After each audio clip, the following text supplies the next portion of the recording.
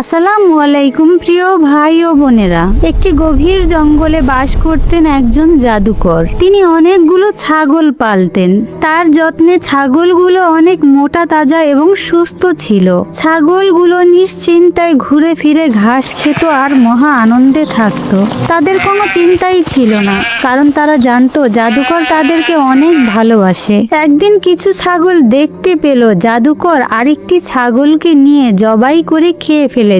সেই ছাগলগুলো বাকি সকল ছাগলকে জানিয়ে দিল এই ঘটনাটি, যে জাদুকর সকল ছাগলকে একদিন খেয়ে ফেলবে। সকল ছাগল মিলে বুদ্ধি করলো এই জাদুকরের কাছে আর থাকা যাবে না। তারপর তারা সকলে মিলে চলল পাহাড়ের উদ্দেশ্যে। পাহাড়ের ওপর তারা মহা আনন্দে ঘাস খাচ্ছে আর ঘুরে বেড়াচ্ছে।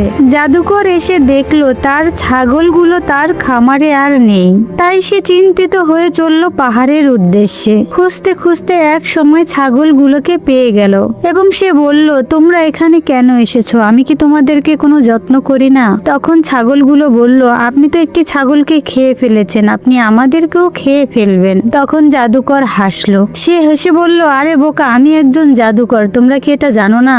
আমি যে ছাগলটিকে খেয়েছি সেটি শুধু একটি সাধারণ ছাগল ছিল, কিন্তু তোমাদের মধ্যে কেউ বাঘ, কেউ সিংহ এবং কেউ মানুষ। আমি তোমাদেরকে ছাগল বানিয়ে রেখেছি, কারণ তোমাদের শত্রুরা যেন তোমাদেরকে চিনতে না পারে, সেই জন্য। তখন তো ছাগলগুলো মহা খুশি হলো এবং জাদুকরকে বিশ্বাস করলো। তারা আবার জাদুকরের গুহায় ফেরত আসলো।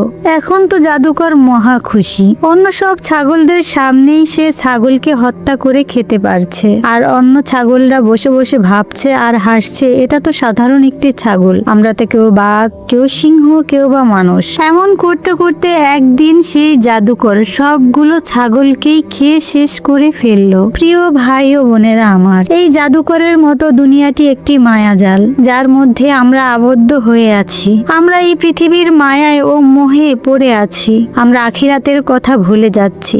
আমরা ভাবছি ও মারা গেছে, আমার মৃত্যু তো আরো অনেক পরে, এখনো তো আমার সময় হয়নি, আমার বয়স হয়নি। এরকম ভাবতে ভাবতে আমরা অবহেলা করে জীবনগুলো কাটিয়ে দিচ্ছি।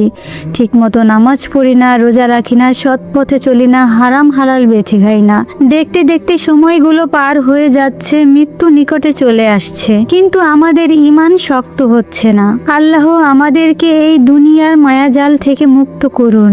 আমাদের জাহান্নামের কঠিন ওই আযাব থেকে বাঁচার জন্য সঠিক আমল করার তৌফিক দান করুন, আমিন। একজন দরবেশ রাস্তা দিয়ে হেঁটে যাওয়ার সময় একটি স্বর্ণের ইট পেল এবং সে ভাবলো, এই স্বর্ণ তো আমার কোনো কাজের না, কারণ আমি একজন সাধক ব্যক্তি, আমি বনে বাজারে ঘুরে বেড়াই। তাই সে চিন্তা করলো, এই স্বর্ণটি আমি যাওয়ার সময় একজন গরিব মানুষকে দিয়ে যাব। বৃদ্ধ দরবেশটি যখন হাঁটছিল, হাঁটতে হাঁটতে দূরে কিছুর শব্দ শুনতে পেলেন।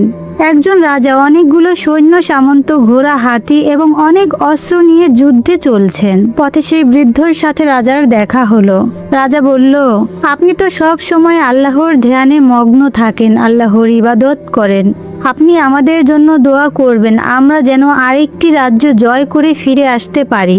তখন বৃদ্ধটি হেসে ফেলল, বলল, রাজামশাই, আমার কাছে একটি স্বর্ণের ইট আছে, এটি আমি রাস্তায় কুড়িয়ে পেয়েছি, এটি আপনি নিয়ে যান, এটি আপনার অনেক কাজে আসবে। তখন রাজা বলল, আমার কাছে তো অনেক স্বর্ণ আছে, আমি এই স্বর্ণ দিয়ে কি করব? তখন সেই বৃদ্ধ লোকটি বলল, আমার চাইতে এই স্বর্ণটি আপনার অনেক বেশি প্রয়োজন, কারণ এত বড় রাজ্য থাকা সত্ত্বেও আপনি আরেকটি রাজ্য দখল করার জন্য যুদ্ধ করতে যাচ্ছেন। তাহলে আপনার দুনিয়ার পিপাসা এবং লোভ অনেক বেশি, তাই এই স্বর্ণটি আপনার জন্যই প্রযোজ্য। তখন রাজা খুব লজ্জা পেলেন। প্রিয় ভাই ও বোনেরা আমার, দুনিয়ার চাহিদা মানুষকে অন্ধ করে দেয়।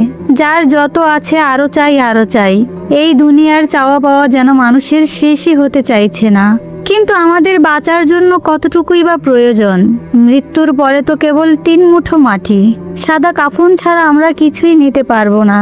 আমরা যেন অল্পতে সন্তুষ্ট থাকি, সৎ পথে থেকে আল্লাহর ইবাদত করতে পারি।